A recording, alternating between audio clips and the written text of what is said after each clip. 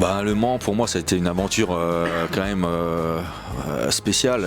Je suis arrivé, j'ai découvert les voitures qui marchaient avec de l'aéro au Mans. En fait, j'ai fait une séance d'essai ici au Castellet avant. Je venais du WRC, j'avais quasiment jamais roulé en circuit.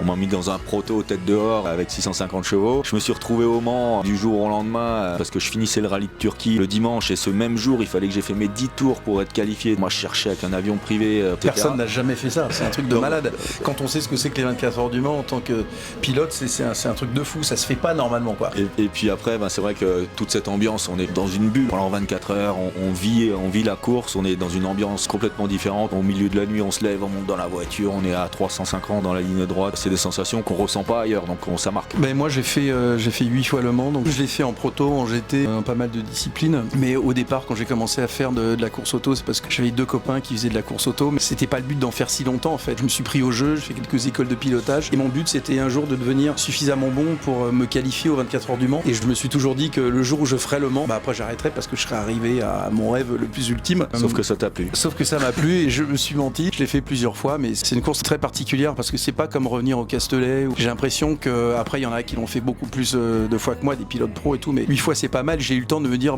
l'année prochaine si j'arrive à le faire et tout ça, d'année en année, tu dis je connais, je commence à bien connaître Le Mans et tout. En fait, tu t'aperçois qu'il faut recommencer pas à zéro, mais tu recommences un petit peu.